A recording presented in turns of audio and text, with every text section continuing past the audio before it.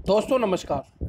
आज हम बात करेंगे आपसे फैसले के बाद भी पेंशनर्स के खाते में पैसा नहीं आया है, इसके रिगार्डिंग। दोस्तों बता दें, जैसा कि सुप्रीम कोर्ट ने 1 अप्रैल को डिसीजन ले लिया था कि अब जो पेंशनर्स हैं, ईपीएस पेंशनर्स, उनके पेंशन जो है बढ़ के मिलेगी और उनका एक नए सिरे से जो है पेंशन की गणना शुरू होगी। उसके बाद भी चूँकि ईपीएफओ ने इसके ऊपर दोबारा जो है अपना एक सुप्रीम कोर्ट को संज्ञान लेने के लिए दोबारा बोला हुआ है और उसके लिए उस पर जो फैसला आने वाला है वो 2 मई को आने वाला है। तो मैं आज आपको बताने वाला हूँ कि किस वजह से जो ईपीएस 95 पेंशनर्स हैं वो काफ़ी आक्रोशित हैं।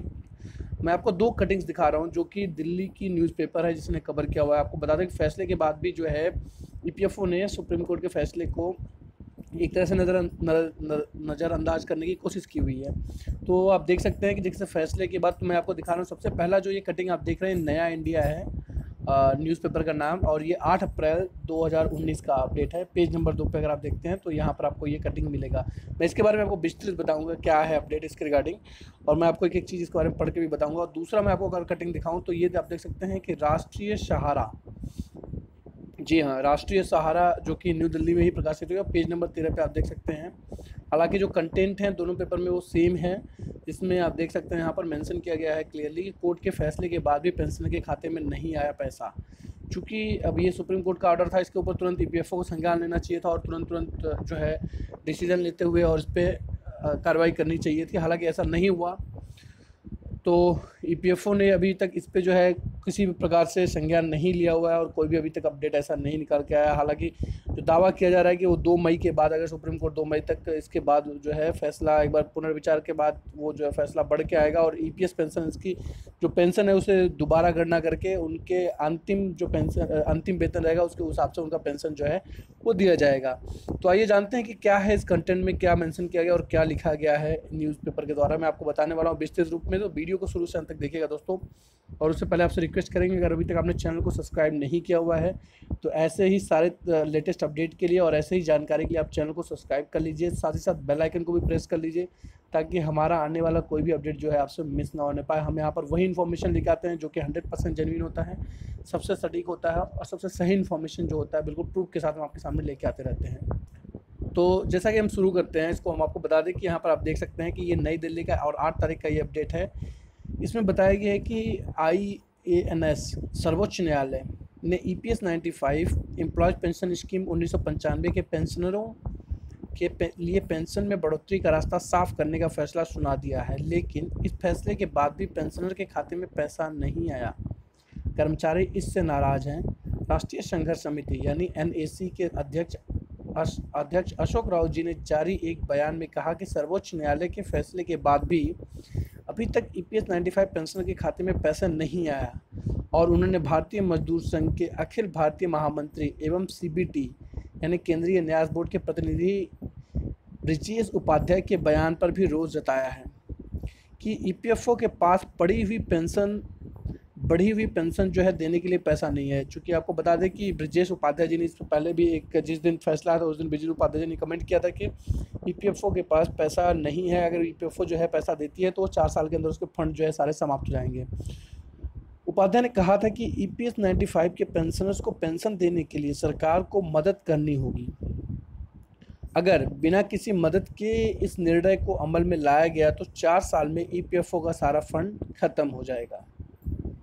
इसके बाद आपको बता दें कि राउत जी ने कहा कि भारतीय मजदूर संघ यानी बीएमएस के महामंत्री सरकार के पक्ष में हैं या कामगारों के पक्ष में, यह पता नहीं चल रहा है। बीएमएस के महामंत्री के इस बयान की राजस्थान, महाराष्ट्र, दिल्ली सहित पूरे भारत में निंदा हो रही है।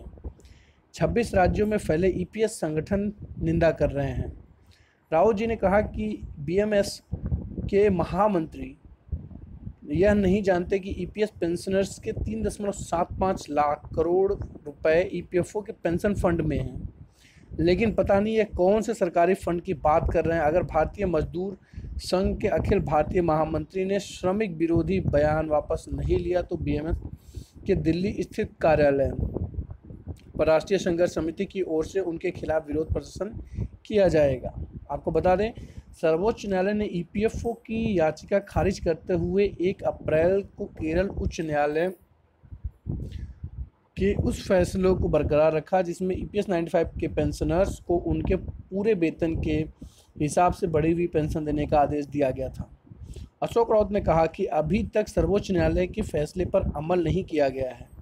इस मामले में ईपीएफओ ने दूसरी याचिका दायर की है जिसका फैसला 2 मई को होगा। आप देख सकते हैं यहाँ पर, जैसा मैंने पहले भी बता दिया आपको कि ईपीएफओ ने एक दूसरा जो है याचिका दायर के रखी है जिसका फैसला जो होने वाला है वो 2 मई को आने वाला है। उन्होंने कहा 1 सितंबर 2014 के बाद ईपीएस के जो लोग रिटायर हुए हैं, जी हाँ, 1 सितंबर 2014 के बाद ईपीएफओ और सरकार ने पूरे वेतन पर उनकी वेतन बंद कर दी थी, उनकी पेंशन बंद कर दी थी। ईपीएस 95 के कुछ पेंशन धारक इस फैसले के खिलाफ केरल उच्च न्यायालय गए। केरल उच्च न्यायालय में कहा गया कि ईपीएफओ ऐसा नहीं कर सकती है और जो लोग पूरे वेतन पर पेंशन चाहते हैं उन्हें पूरे वेतन पर अंशदान दें और पूरे वेतन पर पेंशन दी जाए। ईपीएफओ ने 5 साल की पेंशन को औसत पेंशन माना था।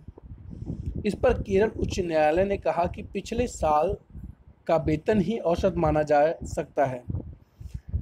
केरल उच्च न्यायालय ने ईपीएफओ के खिलाफ कर्मचारियों के पक्ष में फैसला दिया था। इसके खिलाफ ईपीएफओ ने सर्वोच्च न्यायालय में याचिका दायर की थी।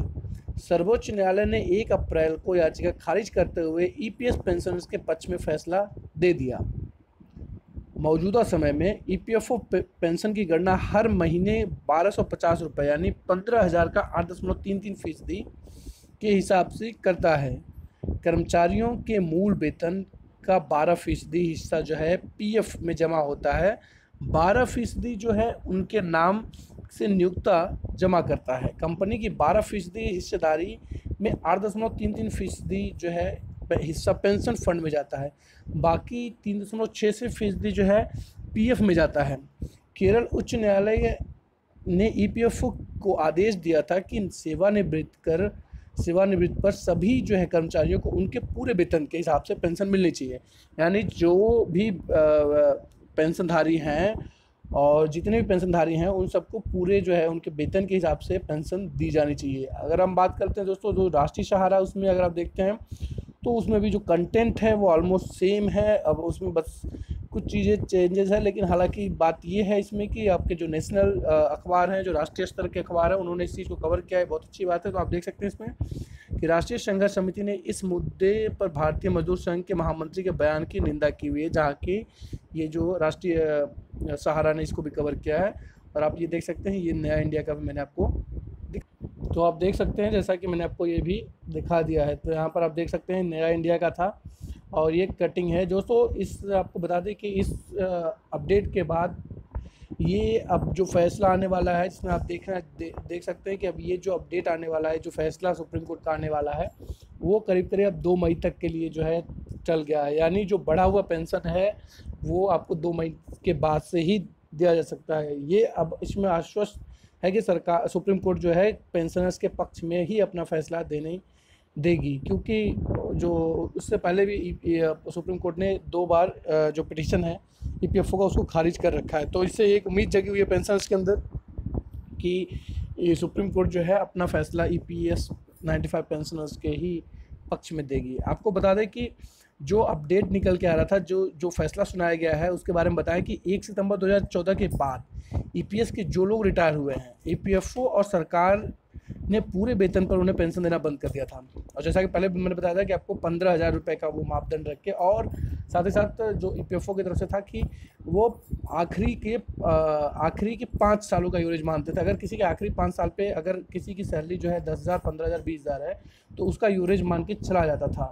और वो अब का जो नियम रहेगा जिसमें रिटायरमेंट के आखिरी वर्ष पे यानी जो अंतिम वर्ष रहेगा उसकी ही मापदंड मानी जाएगी। यानी अगर किसी का जो पेंशन का गणना की जाएगी वो अगर किसी के आखिरी वक्त पे यानी आखिरी साल में कर्मचारी का जो वक्त ड्यूटी का टाइम है जो अपना काम कर रहा है उसके आखिरी जो साल में अगर उसकी तनख्वाह जो है वो 50,000 है तो उसका एवरेज ना लेके उसे आखिरी जो वक्त पे तनख्वाह मिल रही है यानी आखिरी साल में उसके हिसाब से उसे जो है पेंशन दिया जाएगा। तो इस हिसाब से पेंशन में काफ़ी बढ़ोतरी होगी। जहाँ पर आप समझ सकते हो कि जहाँ पर ईपीएस पेंशनर्स को पेंशन जो है 4,000 से 5,000 मिलता था और अब वो पेंशन जो है बढ़ के हो जाएगी 20 से 25,000 के बीच में दी जाएगी, और ये डिपेंड करता है उनके जो है आखिरी जो है वेतन के ऊपर। तो दोस्तों ये एक अपडेट थी जो कि आप लोगों के साथ शेयर करना इंपॉर्टेंट था।